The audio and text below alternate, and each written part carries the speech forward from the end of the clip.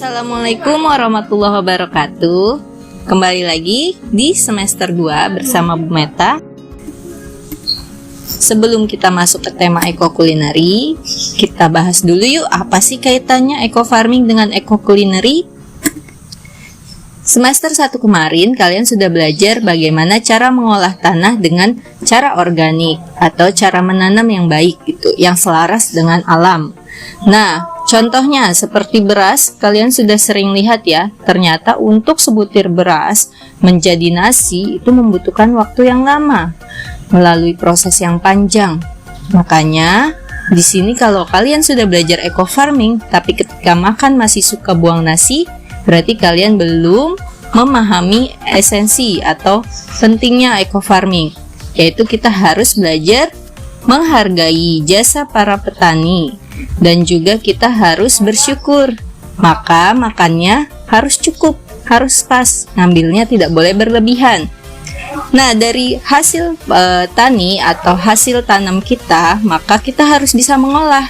Makanya kita harus belajar tentang ekokulineri, biar kita tahu bagaimana cara mengolah hasil tanam atau hasil tani yang baik. Dan jangan lupa, inti dari pelajaran kalian setiap tema adalah untuk mengingatkan kalian agar rajin bersyukur kepada Allah, bahkan untuk pemberian terkecil sekalipun. Lalu kenapa sih tema semester 2 ini kita belajarnya tentang ekokulineri? Kalian pasti sudah sangat aware ya, apalagi di masa pandemi gini. Komoditas yang pertama dan utama yaitu adalah kesehatan. Semua orang sudah mulai sadar bahwa kesehatan itu sangat mahal harganya. Ditambah lagi dengan adanya virus corona. Virus sekecil itu tapi bisa mengingatkan kita betapa banyak sekali nikmat yang kita lupakan, yang kita lupa syukuri. Salah satunya nikmat pertemuan, seperti sekolah. Sekarang kita jarang sekali bisa bertemu gitu. Masih banyak melalui online. Nah, makanya kita juga harus tahu bagaimana cara menjaga kesehatan kita. Dan kesehatan yang utama biasanya dibantu atau didukung dengan makanan yang sehat. Lalu, kalau dalam Islam sendiri, ada nggak sih sebenarnya ayat atau dalil nakli, yaitu perintah dari Allah tentang makanan? Sebenarnya banyak, tapi di sini Ibu contohkan ada satu ayat, yaitu di surat Abasa ayat 24. Surat Abasa itu juz 30 ya. Falyanzuril insanu ila ta'amih. Maka hendaklah manusia itu memperhatikan makanannya. Kalau kalian lihat tafsirnya, itu tidak sekedar memperhatikan makanan itu melihat saja, bukan. Tapi kita tadaburi lagi, urusan makan itu ternyata Masya Allah gitu. Seperti yang tadi Ibu bilang, dari proses eco farming berlanjut ke ekokulineri.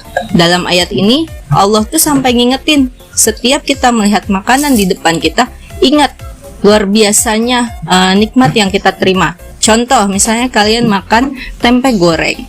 Tempe itu sendiri dari kedelai. Kedelainya dari mana? Kalau sekarang kita sampai impor ya, nauzubillah min dzalik, harusnya kita bisa bikin sendiri. Belum lagi garamnya. Garamnya itu dari pantai mana? Lalu juga misalnya ada minyaknya.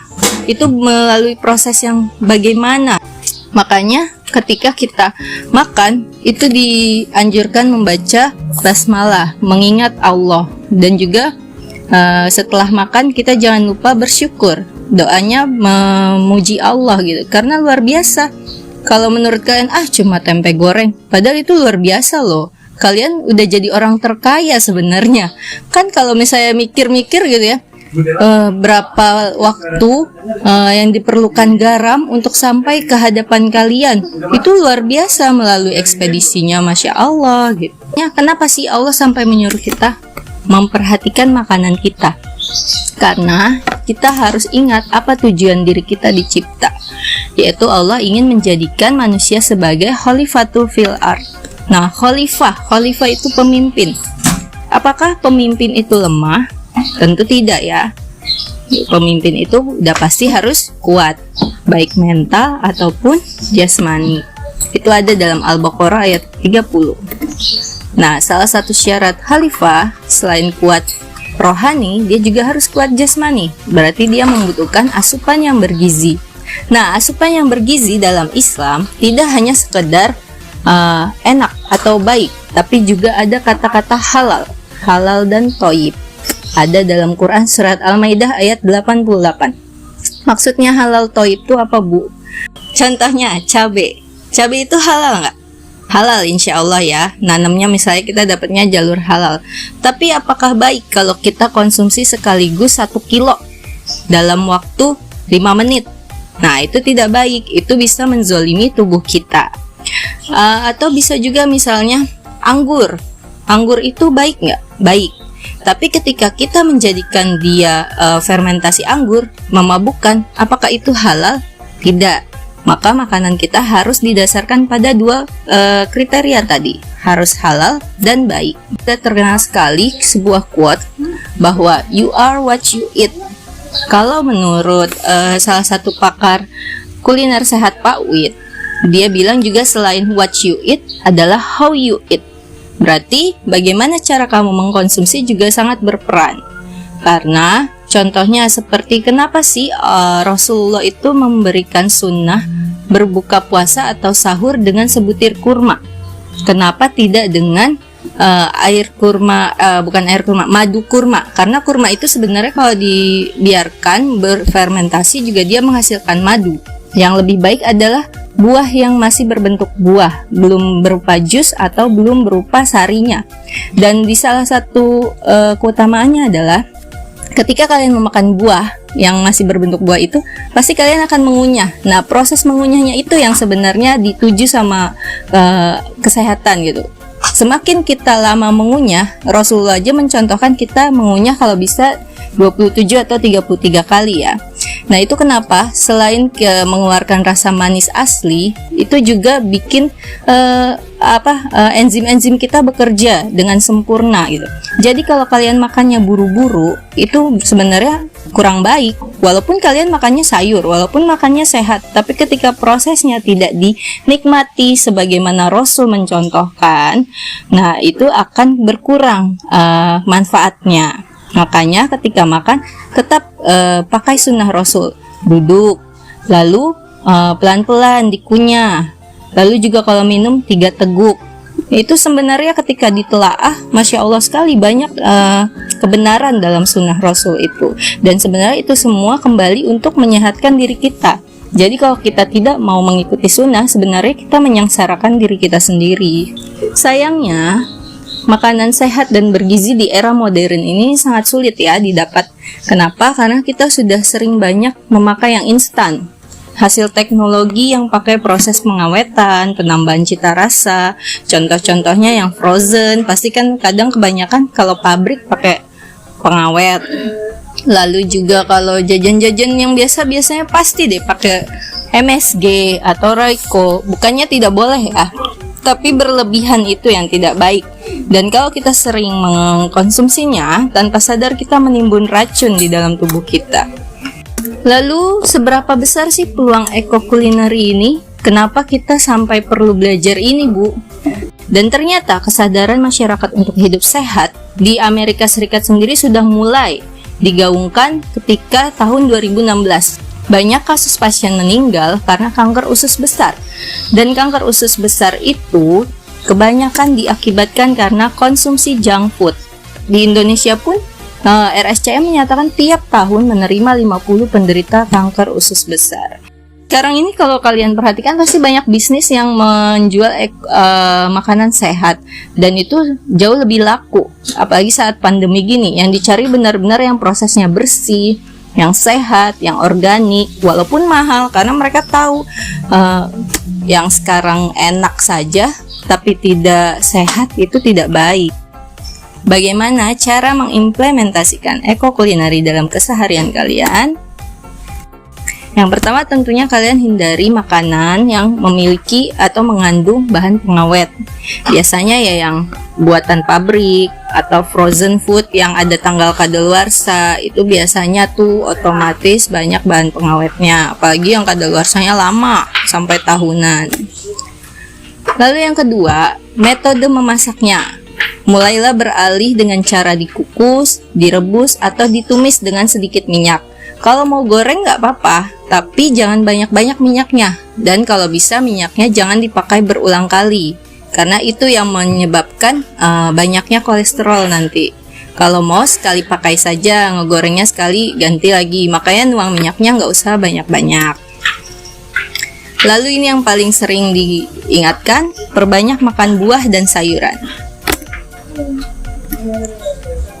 Lalu kalau kalian ingin membuat makanan berwarna, pakailah dari bahan makanan yang alami. Kalau mau warna coklat ya dari bubuk coklat, kalau merah dari stroberi atau tomat, kalau mau kuning dari kunyit, kalau hijau dari daun suji. Banyak minum air mineral 8 gelas sehari. Dan jangan lupa kurangi makanan berlemak tinggi. Contohnya yang mentega, margarin, santan. Kalau mau lemak, lebih baik lemak alami dari kacang-kacangan atau biji-bijian. Misalnya konsumsi jagung rebus, makan kacang tanah, kayak gitu-gitu ya. Nah, ini follow up atau apa yang akan kalian lakukan di semester 2. Yang pertama, ada yang namanya journal cooking class. Nah, ini maksudnya apa? Intinya kalian nanti akan ibu minta di 1 hari untuk memasak. Dan saat memasak itu akan ada teknik atau resep yang berbeda-beda, tapi nanti boleh kalian modifikasi. Dan jangan lupa di foto hasil masakannya lalu dicatat. Catatnya gimana? Catatnya seperti yang di foto ini. Boleh dicatat resepnya, resep berdasarkan yang kalian buat ya, bukan resep yang dari ibu. Jadi kan mungkin kalian menambahkan apa atau mengurangi apa, itu bebas. Yang penting dari ibu ngasih resep, kalian mau modif itu boleh.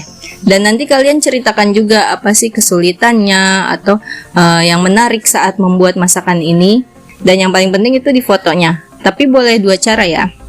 Boleh kalian desain dengan digital, misalnya pakai Canva, PowerPoint, atau yang lain.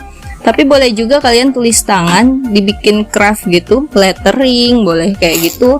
Atau misalnya kayak clipping, boleh misalnya fotonya aja yang di print, tapi habis itu ditempel, maunya tulis tangan. Yang penting nanti itu jadi kayak portofolio, semacam kayak buku gitu, lembaran. Nanti kita satukan, jadi kalian nanti bisa pameran portofolio kalian. Lalu juga nanti kita akan melaksanakan namanya company preview secara virtual ya, karena kita masih belum tatap muka.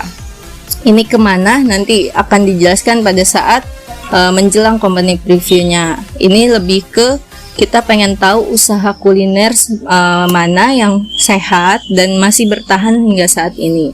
Ada juga temu jenius lokal. Kalau ini lebih ke kita pengen ketemu orang yang berkecimpung di dunia kuliner sehat dan masih bertahan sampai saat ini juga ya. Dan terakhir ada collaboration project kelas 7 sampai 9. Kalau untuk ini bahasanya nanti akan Ibu jelaskan lagi kalau sudah mendekati waktunya, karena ini lumayan membutuhkan banyak koordinasi dan kemungkinan kalian akan dibentuk kelompok lagi. Oke. Untuk itu, sampai sini dulu penjelasan Ibu. Kalau ada pertanyaan, kita akan lanjutkan di Zoom.